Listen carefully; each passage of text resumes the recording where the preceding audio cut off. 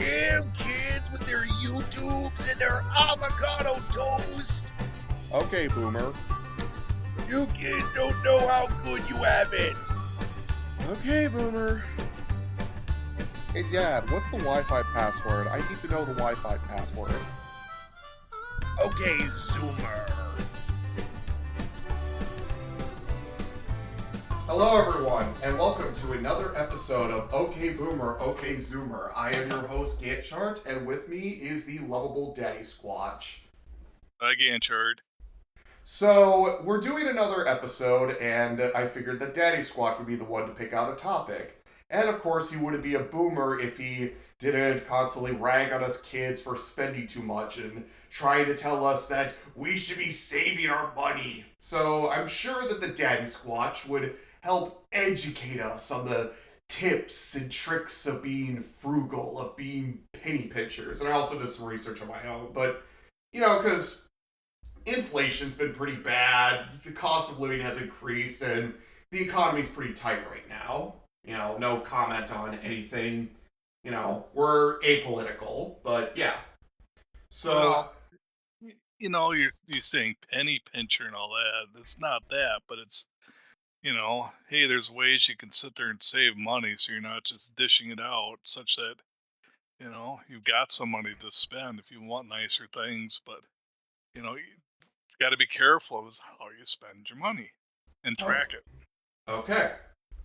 So, I have a list of money-saving tips that I looked up online. It's sort of like, tips and tricks on how to save some cash. And I think, my first tip that I would recommend is limiting vices if you can, which I think is probably the big one.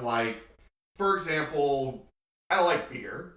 I think we've established that I'm a beer drinker, but I have cut back on how much beer that I would typically drink, and that has had a huge impact on my cost of groceries. So it has helped a bunch on that front. That's true, but also, you just think about that. What you got to do is you got to take a look and say budget. How much am I going to spend, per week on groceries? I mean, your mother and I, we sit there and we plan. We say, well, this is how much we're going to spend. And we try to get within that range. I mean, it'd be great to go out there and buy all the fancy foods and all that stuff. But we're like, no. We look what's on special, but we also look for different specials at grocery stores. So sometimes they have closeout sales, or hey, we got to get rid of this in the next day or two. Especially on meats, they do that. And that way I get them, I freeze them, and they're fine until I'm ready to use them. I just have to keep fresh. You got about a couple days, so you got to get rid of it. Is that why our freezers are always just filled to the brim with meat? Yeah, I sit there and I'm always looking for bargains, and I'm rotating the stock. Well, the thing is the holidays, because right now I've got meat for family get together, and then meat for another family get together. Once Christmas is done, I should have a lot more room within the freezers. Oh yeah, and then it's also, I find that another tip that I have is the tip of meals that can help you save money. For example, I see a lot of people at my office going out for lunches, and I think I'm one of the people that typically pack lunch. I don't think I've been out to eat, at all while at work, mostly because I want to save my cash. And for me, it's just, I'm kind of weird about my calorie intakes, but I limit myself to a single ham and cheese sandwich and an apple, and also gnaw on some carrots, in the morning, or some popcorn. Sure, and I mean, those are things, that's a big thing right there. It was interesting, I was going out to lunch pretty much when I was working, and I noticed that, lunches were between $5 and $8, each time I was going out. You don't think about it, it's a $5 lunch, just an $8 lunch.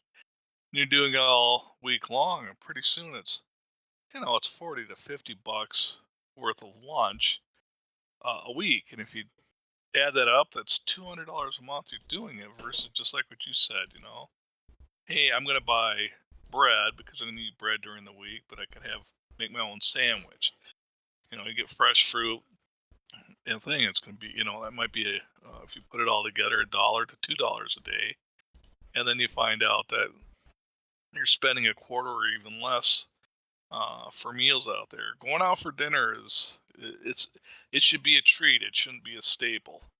And again, Well, that's what I'm saying is probably the biggest thing you can do to really save money is to track your spending. Do it for a month. Every penny you spend, and then you take a look at that. It's your bills, your heating bill, your water bill, your electric bill, your cell phone bill, your streaming, anything. And you put that together and you take a look at it and you say, "Ugh."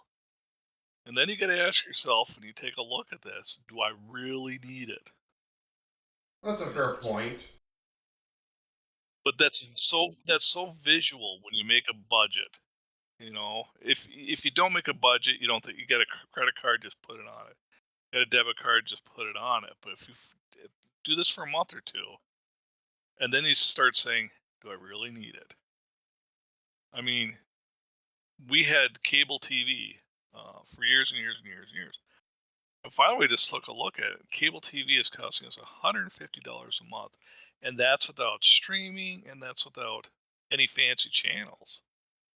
And, and we just said, I get most everything off the internet anyway, so we just disconnected it. So you take 150 and you multiply it by 12, how much are you saving per year? You know? Yeah, and on to add to that, if you're into like streaming services right now, I'd recommend Tubi because they do have. It's a lot of the shabby stuff. Like there's not like any of those big fancy shows, but there's still some entertaining value on it. And to be fair, it's free. You only have to deal with ads, so that's another free service to go through. So yeah, it's very convenient to use. The other thing I'm doing is most people are either renting or they have a house. One of the most hidden costs that people complain about, but they keep doing it, is your utility bills. So think about that. Every time you leave a light on and you leave that light on, you leave this light, that's just money going, and you're not using it. It's money going out the window. You might as well just open the window and throw the cash out. If you take long, luxurious showers, it takes energy to heat the water. You're paying for the water. Go in there, get the job done, but be quick. Shower shouldn't take you more than 3 to 5 minutes. And, to get in there, to get clean, and to get out. And then also, you take a look at your towel. Do you need a fresh towel every time you're clean? You're clean coming out of the shower. So why dry yourself off? Hang it up. You're helping the too. Okay, I'll have to keep that in mind as well. Because yeah, that is something that probably should look at. That I do go through a lot of towels. Exactly, but guess what you do with the towels then? If you're using it once, it goes into the wash. And Gantt chart, you could tell them how much washing and drying costs in the machines at apartments or laundromats. Right now, yeah, you know, it's good that you can use our equipment, but still, that's costing us money. You know? So that's where it's like, take a look at some of these things. If you got clothes, you put on a shirt for a couple hours, and you take it off and you throw it in the wash. I said, hang it up, let it air out. If you keep yourself clean, the Europeans are they don't take showers more than once or twice a week, and they wear the same clothes sometimes 4 or 5 days in a row. And they get used to the pungent smell. It's something when you go over to Europe, you're like, ooh. I feel But like that this whole topic suggestion that you made is made specifically as like a roundabout way of saying Gantt chart, get your own laundry machine. no, no, no, no. This is my way of saying, be careful of how you do it when you're. Don't run water when you're brushing your teeth. Turn it on, get your toothpaste, and then turn it off. I've seen people sit there and they got the faucet running and they're brushing, brushing, brushing, brushing. I'm like, all the water's going down the drain. You don't need to do that. Water costs money too. You know, uh, So take a look at your utilities, that you're doing and say, how do I not have to use so much electricity in your heat? I mean, yes, I'd love to have a heat at 70 degrees, but crank it down to 65 in the winter, keep it at 72 in the summer, because it takes a lot of energy to heat or cool things. So again, it's ways of just saving a little bit of money here and a little bit of money there. Is it a little bit uncomfortable? Yeah, you get used to it. I mean, if it's cold in the winter at 65, put on a sweater. If it's hot, wear shorts and a t-shirt. I mean, or in my case, and this is to anyone who's thinking about looking at a new apartment, I would say strive to get a second story apartment because I'm currently in a second story apartment as we're doing this episode. And the nice thing about a second story apartment is that the nice thing about heat is that it rises.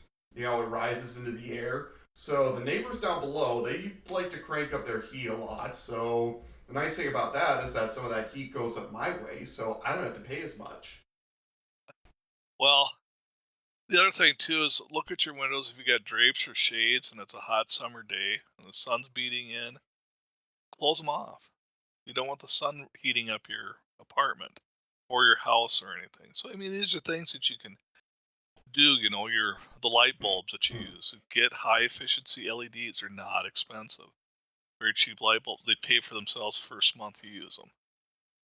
And then all of a sudden you just do these things, and all of a sudden your electric bill and all that starts to go down, and it's less money you're paying out of pocket. Yeah. But I mean, we talked about a little bit about food, but let's talk about the next biggest expense. That's unfortunate, but depending on where you are, Eric, what's that? Are you gonna say groceries? No, I was gonna say a car. Oh. So owning a car is very expensive, mainly because you got to take a look at the purchase of the vehicle, insuring the vehicle, maintaining the vehicle, getting gas for the vehicle, and you just keep adding stuff because you've seen what repairs cost. You can save all this money, and one nasty repair can wipe out 4 months of savings on other things. Yeah. And then you go to the gas pump and you're like, oh, it's expensive. Plus, a car, is an expensive purchase just to buy the vehicle itself. And then your insurance, depending on what kind of a record you have or whatever, it's very expensive. So here's a few tips on vehicles. One, have a good driving record. Really focus on your driving because that helps reduce your insurance bill. Don't go crazy. Some of the stuff you may want to increase the deductible here or there, but keep the real good ones that you get your money's worth out, like comprehensive, your liability. But collision, take a gamble on that and stuff. If you don't, that's up to you. But the other thing is the better your driving record, the better insurance costs. And after a while, don't be afraid to go to the insurance company if you're doing good for 2 or 3 years and say, hey, how about a rate reduction? And if you can keep demonstrating good driving record, they'll give you a rate reduction. That saves you some money. Okay. The car itself, keep it maintained.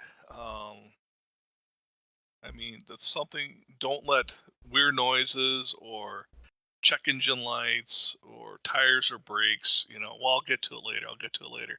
You get to it later, it costs you more. And don't be afraid, go on YouTube. You might be able to find out that some of this stuff you can do yourself. Headlights out. Well, I'll take it to the garage and they'll replace it, and you come out and it's like $75 and then $25 for the light bulb, when you could spend the $25 and spend an hour out there and get on the YouTube and they'll show you how to do it step by step. That's a fair point. So this is a thing between, off topic, but this is the thing between me and Daddysquatch where he hates the fact that I say fair or that's a fair point. So he, or he likes to tease me about it. So I had to say, the council has considered your point of view and has agreed with your opinion. Well, it's one of those euphemisms in there. I Yes. mean, about was it 5 years ago go, everybody's going, "Yeah, right? Yeah, right? Yeah, right?" And I'm like, "Oh god, if I hear that again." And now it's, "Well, that's fair. That's fair. That's fair." So back to the financing on the topics at hand. Sure. Um, as far as like groceries, I have a few ideas like on how to like stretch out food, and I find that pasta is a really good food to help stretch out, a meal because you can get a lot of filling meals with pasta. Pasta, rice, Yes. potatoes. Potatoes, Y- that's another good one. and these are the things is if you get hamburger or you get chicken breasts or whatever, and you're like, "Oh, I just don't want to eat hamburgers like that or whatever." Take a look at recipes. Folks, there's so many good recipes out there.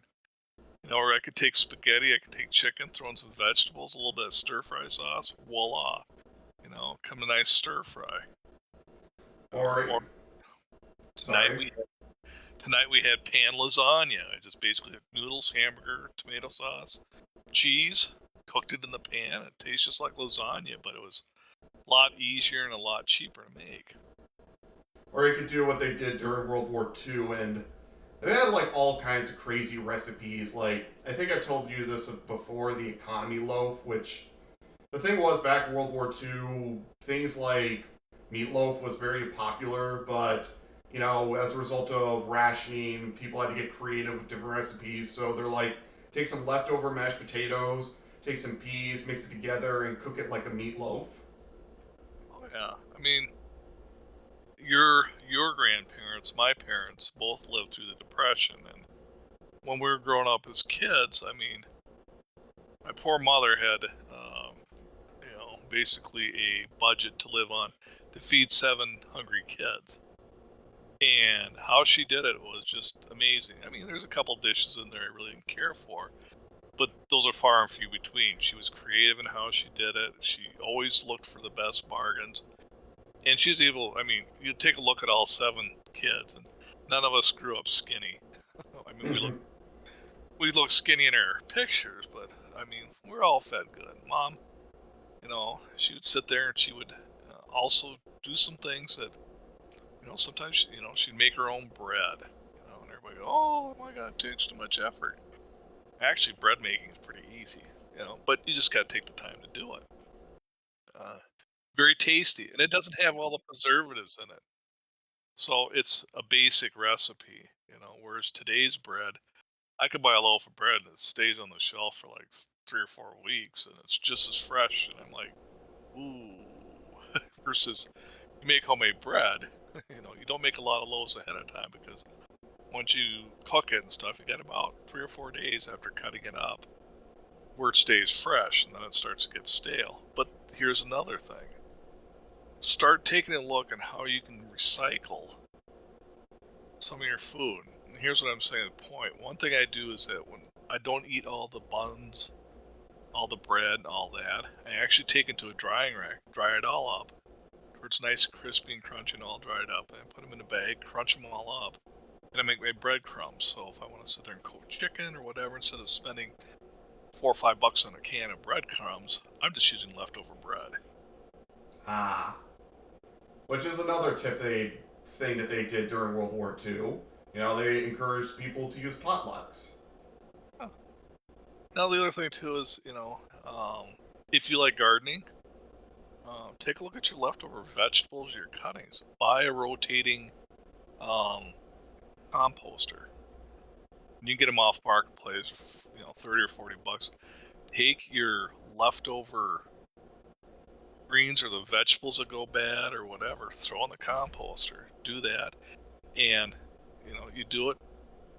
You start out, let's say, in August. By May, when you're getting ready to plant things, it's all nice and compost. You throw it in your garden, save on fertilizer costs, but you're recycling those nutrients and vitamins right back into the ground, so you're gonna have a really good garden. Yeah, that's a good point. Yeah.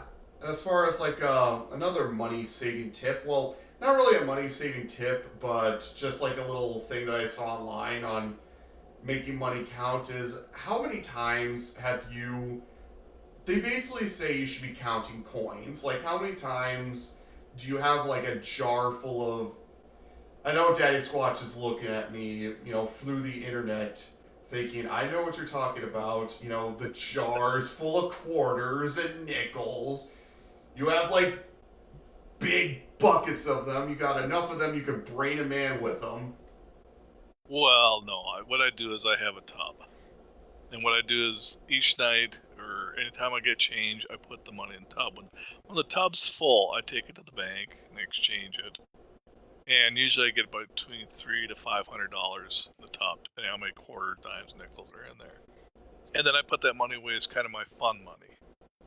Okay. So, hey, I'm looking at, let's say I wanted to get a metal detector because I thought that'd be kind of fun. Well, instead of going and throwing a credit card on there, I've got this cash set aside that now I can buy it, but it's a slow way of savings.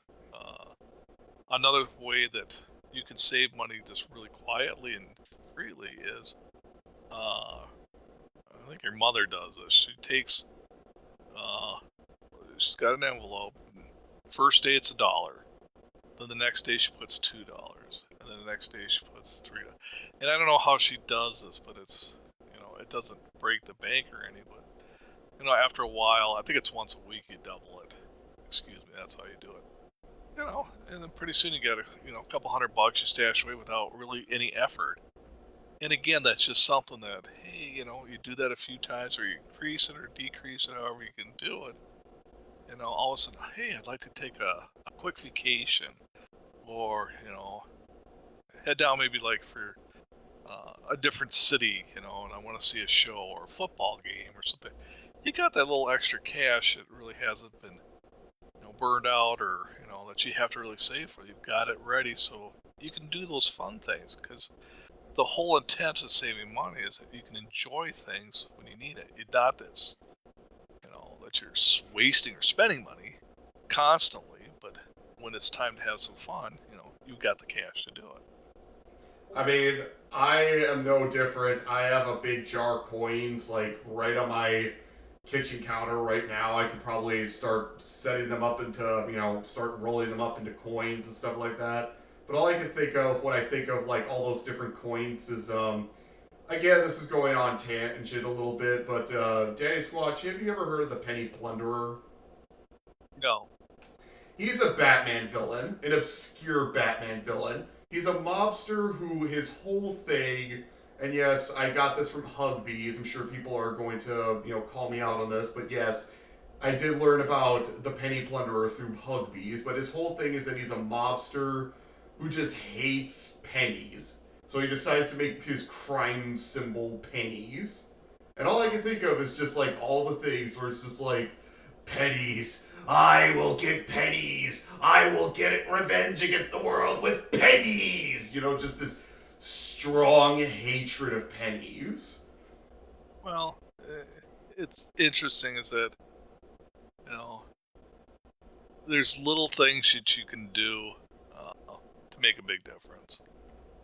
And, I know right down the machine, that's at the grocery store. You can take your coins, you can buy, you can put it in the machine, you get so much in Bitcoins back from it. So, Ew, no. Or what I do is, I take the money I get and I actually invest it into silver coins. Okay. So I got, after I get that, it gets me probably about, like for my bucket here, it gets me 10 1-ounce silver coins. And I do that kind of as an investment because at the end of the day, a paper dollar is only worth what people think it's worth. If they lose confidence, what's it worth? Versus silver, gold, or whatever, that's tangible. That's always had the test of time because it's precious metals. And especially in today's environment with electronics and all that, where they need precious metals in order to run things. It's become more, something that only in the future they're going to need more and more of that metal, for telecommunications, computers, da da da da da. I mean, Yeah, that is a. The council has considered your point of view. So, yeah, I can understand what you mean about investments, but I will make this statement: don't invest in Bitcoin. Don't invest in cryptocurrencies. I have heard a lot of horror stories about people thinking, oh, I'm going to get super rich from investing into crypto. Gone. All their money just gone. And there's either people trying to get involved in crypto or people trying to scam involved in crypto, and I'm just like, it's like the Wild West with those things. It is, and that's where I'm. Like I said, but some people have made a lot of money on it. It's just like anything else. Buyer beware. Do your Oh, research. Don't just okay. hop on something and say it. But again, buyer beware means you have to go out there and you got to learn about it before you kind of jump into it. But probably the one biggest thing I always tell people, and you're doing it, which is good, is that when you're working and you get a 401k plan and you keep that money in there, and then pretty soon you got a little bit of a nest egg, maybe an emergency comes up, or something else where you need the cash and you're tempted to take it out. Don't. Keep it in there. If you have to take another loan out for it, take another loan. But always keep your money in your 401k, because once it starts building, that's going to be something you're going to need when you get old like me. That's going to carry you on, because I don't know how long Social Security is going to be there. But it's important, that you recognize that if you pull your 401k out, you lose that purchasing advantage. Plus, you get the government comes in and they say, oh, well, since you took it out, they want a penalty, and then they want their back taxes on it. Yeah. So you take it out, and it's like, well, what happened to 40 to 50% of my 401k? I lost it in fines, and I lost it in back taxes. So it's just not worth it. That's my big thing with people when they're starting to get in there. Don't cash it out. That's another thing that another tip that they have, which is that they also have is that whatever debts you have attached to them, make sure to pay as many of the debts as you can. Like, above all else, try to strategize on different ways on how to remove debt. Like, I remember, for example, like, yeah, I know it's easier said than done because, we all have all these costs. And I do hope that when people are listening to this, they don't feel like they're being talked down to, because I know a lot of people, everyone's financial situation is different. But I would say that, if you can eliminate debt, do it, because once you have those debts eliminated, that's a lot of, payments that, are officially eliminated. Like, for example, I had a car loan, and I remember, I would have to pay like $200 a month, of that. And I was just sick and tired of it. So I just decided, went to the bank one day, basically said, I'll give you the money. I'll give you all the money right now. Take it off my loan. I don't want to have this, payments thing anymore. I just want to be free of the loan. And I was able to. And now I don't have to pay the loan anymore. Yeah, but the day will come again when you're going to have to buy another car. And Yeah. then you're back to that. But here's some tips to it. Again, I learned the hard way. I mean, when your mother and I got married and stuff, we went out there and we bought a timeshare. We bought a car. Then we had a car accident, so we had medical bills. And this is back in the early '90s, and we had your sister coming. Your mom was pregnant with your sister. We wanted to buy a house, and the realtor looked at our finances and said, nope, you can't get a house until you get rid of that debt. And we were $30,000 in the hole. And we were devastated. It was tough, when you're basically, said you can't get a house. And we wanted to get a house, to get a family started. But what happened was basically I got a second job, and I worked hard for a year, that second job, and I didn't have much of a life. It's like I'd work hard during the week, and on weekends I'd be putting in long hours, and didn't get to see much of your mother, didn't get to see much of your sister for a year because, you know, I was sitting there and we're gonna get out of the hole. And by the end of the year, you know, I eliminated our debts. I had put some money towards a house, and we were able to buy a house a year later. Sometimes it takes some sacrifice, but don't be afraid to do it. You know, if it means that, hey, I got to pick up something part time to get rid of this debt. Go do it. You know, especially if you're young. It's like you got lots of energy. It sucks, but once you got rid of that debt, I mean, take a look at your sister. I mean, she sat there and she had heavy school debt. She had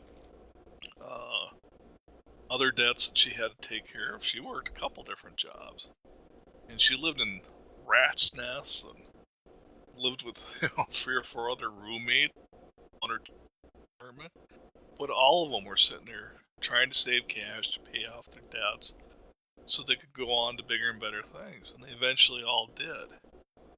I mean, that's the sad thing about debt is it's easy to get into and it's hard to get out of.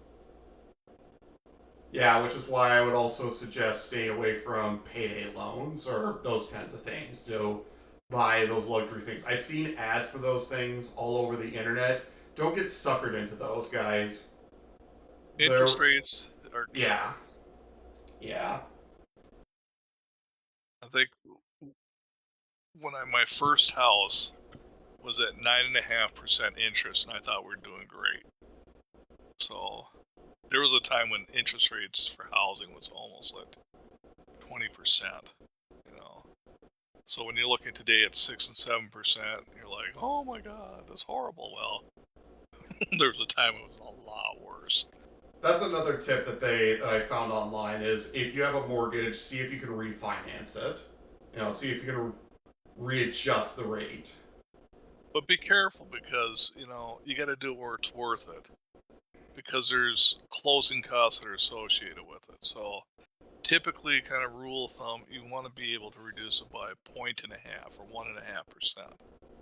So if you're at 6% and you see a loan for 4.5%, then you can sit there. That's good to refinance that. Then you're going to be saving money. If you just get it at, it's at 6%, and there's one at 5.5%, it's like you're really not going to save much because of all the closing costs that you have to do with that. So, okay. it's nice when you see interest drop, and I mean, drop 1.5, 2 points, and you're like, time to refinance. But don't add more loan to it. Okay. So if you got a 30-year loan, refinance at 4.5. Let's say a 30-year loan at 6%. If you go for 4.5, drop it to a 20-year loan, and you're thinking, that's going to raise my payments. Well, yes, but what it's good to do is you're going to be paying less interest. So in the long run, you're actually reducing the amount of payment you're going to do on that loan. And you may find out that, hey, it drops to 3%. I could take a 15-year loan. And pretty soon, instead of sitting there like, well, a 30-year loan will never pay off this house, you're getting to 15. You may even get down to 10. Within that time, you're paying off your house, and boom, once you got your house paid off, woohoo, that's a big chunk of your budget. It's a game. Yeah. I had an engineer I used to work with, and I used to call him SCOG. Which is SKOG. Well, here's what it stood for. The Sophisticated King of Greed. Anybody could sit there and get those extra little pennies out or how to do this was him. And he was excellent at it. And he showed me a lot of tricks. Do this, do that. I mean, he's a very intelligent man. His wife both of them were engineers. Both had master's degrees in engineering and then also master's degree in business. I mean, just very smart, intelligent people, very nice people too. But he'd always sit there and he could sit there and manipulate things to get more and more money. See, he and his wife are both from very rich families out on the East Coast. but both sets of parents that once you're done with college, you are completely on your own. So that was all the money that we're going to give you. Is we'll get you to college. That's it. There's no more, extra cash coming in. And you're used to having a lifestyle of first class flying and top of the line cars, top of the line house.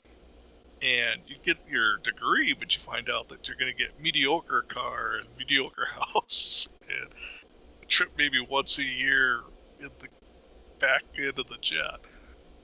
So he was always looking at ways of making it better for himself. And they were avid savers, they were avid investors and stuff, but they were smart about it, and they did well. I thought the plot twist was that the reason why the family was so rich was because they were thrifty. No, their parents were intelligent, very intelligent. I'm not going to mention names here, but her parents, her dad was the senior vice president of Ford Motor Company. And his dad was a big investment banker in New York City. Mm. And it was hilarious because I was dropping off, they just had a baby, and I was dropping off a gift from your mother and me as far as to give to them. And I came up to their place, and they had a real nice house, and the garage door was open, and here's this guy. He's sitting there in a tank top t-shirt, and he's wearing shorts, plaid shorts, and he's restaining, basically, it's a dresser. He sanded it, and he's restaining it and stuff. And I came in there, and I said, "Oh, hi, I was looking for X and X." "Oh, yeah, they'll come in and help. Get something." He goes to the fridge and says, "You want a cold beer?" And I said, "Sure." We chatted for a couple minutes and stuff until my friend came out and stuff. Got to see the new baby, and I said goodbye to everybody. And later that day, I said, I saw him at work. I said, "Who is the guy in your garage?" He says, "That's my father-in-law, the senior vice president of Ford, sitting there refinishing a dresser." Don't judge a book by its cover. What's that? Don't judge a book by its cover. Exactly. And the thing is, he lived in Colorado, but he worked in Michigan. And this is before telecommunications, or working from home and all that. He flew to Detroit every day, and they flew home every day. Hmm. And the reason is Detroit was so expensive to live in there, and he enjoyed Colorado. He said, "It's 20 minutes into Denver. I hop a plane, fly there, come back." And after a while, he says, "Yeah, it was a big investment initially, but I got so many perks and freaking flyer miles." That is another tip that I also have written down, which I didn't find this, but it's in my personal experience. If you, it's going to take a longer time, but if you have the option between flying versus taking a train, I would say take a train. There's not as many areas that support trains in the United States, but I'd say a train, if you got the time for it, taking a train could definitely help reduce costs significantly. I took a look at the train costs and the plane. I'd still rather. The planes? Okay, so let's talk about traveling. Alright. Since that's another thing. People like to travel. I find that if you can, there's a certain radius where it becomes where you want to fly versus you want to drive and stuff. But sometimes, you can say somebody can see some parts of the country haven't seen before, and that's half the trip. So, if I was to tell somebody today, "Hey, you want to go to Seattle?" They say, "Well, the first thing we're going to do, we got to get airfare, and we got to get this airline or that airline." And your mother and I we rented a car and we drove it. Okay. And when we went out there, we got to see spectacular parts of the country, through the Rockies, through the the plains, there's a lot of this country that you just hop a plane, you miss seeing. Granted, it took a little bit more time to get out there than a plane, but I don't know if you've seen the traffic around Seattle. I think there's still people trapped in that traffic trail. It's horrible. Okay, so it's a lot of just make sure to take in consideration, on what you do. All I'm saying is that, when I saw like the price of like flying to Milwaukee from Denver versus flying or taking a train between the two, I found that taking a train was cheaper. Granted, it was longer time, but coach tickets weren't they were actually pretty decent. Well, what does train cost? Train costs about $88 round trip, and that's coach tickets. $88? Yes. Wow. Or I think it's like one way, but yeah. I think it's one way. Okay. Yeah. Coach and stuff, and the only bad thing was when you're in a train, then you're trapped to, I think I'll get something to eat. How much is that? Okay. I'll get something to drink. Oh my god. Get me off this train. It's too expensive.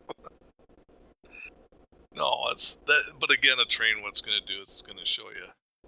You get to see part of the United States. Yeah. It's different. But, so I guess the overall tip is look at your transportation options and see which one's the cheapest.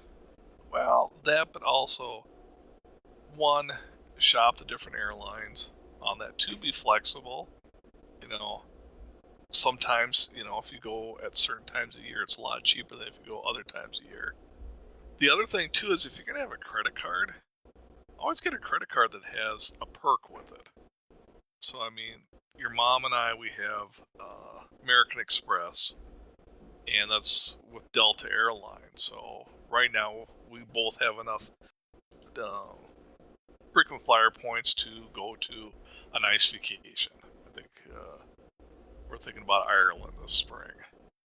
And so we got points that we don't have to pay for the tickets there. So, again, that saves you money. Okay. And put all your bills on the credit card and then pay off your credit card right away. So, put your cell phone bill on there and just pay it off right away, and then you're getting points every time that's happened. So, instead of just doing it on a purchase like dinners or whatever, use it as kind of an intermediate method of you get it out of here now. Watch for swipe fees. And again, it's a new thing with credit cards. A lot of places are tired of taking credit cards and picking up the cost, so they put swipe fees on there. Like, we go to a Mexican restaurant, we have a nice dinner, time to pay for the credit card, and they say cash is going to cost you less than if you pay by credit card. We're going to put the swipe fee on there, and that's just another added or hidden cost in there. Okay. But again, think of what you can do. I would say that if you do go out for dinner, don't do it frequently. Make it a treat. Make it fun and experience and stuff. Yeah, which to be fair, I limit myself to at least one dinner per week, typically. Yeah. Kind of thing, yeah. McDonald's $5 meals. Yum, yum, yum. Okay, but there is also another series of tips that I wanted to inform the audience, which I guess these are tips from a man he's passed away, who was on the Conan show known as Bill Tull. And he had a lot of interesting money-saving tips. And I figured I would share some of these, Daddysquatch. For example, take a shoebox, throw in a bunch of chess pieces, boom, nativity scene. Find a line of people, stand in it for 4 hours, boom, Disneyland. Take a beer, replace half of it with water, boom, Corona beer. Steal someone's credit card, write iTunes on it with a Sharpie, boom, gift card. Take a beef patty, watch perform miracles, boom, St. Patty. Take a Jesus figurine, tie it to a balloon, boom, he is risen. Take a pancake, let it harden for 4 months, boom, Frisbee.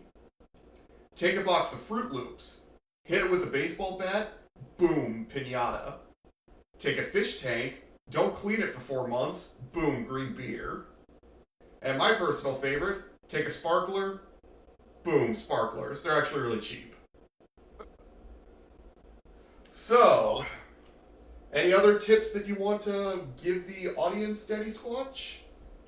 Well, I don't want people to be, live an austere life, because you want to have fun, but if you just pay attention to what you're spending, I said, your mom and I, every week, we go through our little budget, we're tracking our costs, and I'll tell you, it's one of those things that when you see that and you add it up, and always take a look and say, if I save $20 a week, people are like, $20 a week, $80 a month, $960 a year, and if you get a few of those savings there, you're saving $3,000 or $4,000 a month, and that's cash out of your pocket.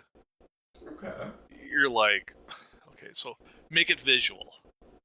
That's what I'm saying is make it visual, take a look at it. Don't be afraid to ask too. That's one thing, Your insurance you think is too high, ask for some rate reduction if you're a good driver. You look at cell phone companies and say, what can you do for me? Okay. I've paid off my phone. Okay, what can you do for me to reduce my cost? You take a look at your TV and say, do I really need this channel, that channel, that? Do I really need TV? I understand with the internet, but what can I do with the internet provider? Shop around. You may find out that I can get one for $20 cheaper, but it's all about asking and make it visual. Okay. That's a good point, and I'll have to, remember that, because this conversation has given me some helpful tips and tricks, and I would also have one other tip that I forgot from the list to mention, which I think we'll close off the podcast with. If you get a chance, I would say get a library card and check out the libraries, I mean, it's your tax dollars, use it. That's a good point. You can get movies there. You can get books there. You can actually use their computers. Ta-da. Yes, which is, again, they're they have AC in them. They got, computers to use, and the other nice thing, too, is that with those computers, you can play flash games like Trafalgar Origins, which is what I use my school library for. So that was another episode of OK Boomer, OK Zoomer, episode 13, the Unlucky 13. Yeah, you can find this podcast on YouTube and Spotify, and anything else you wanted to say, Daddysquatch, before we close this podcast? Save some money. You save big money when you shop Menards. Take care, guys. Take care. Bye. Bye.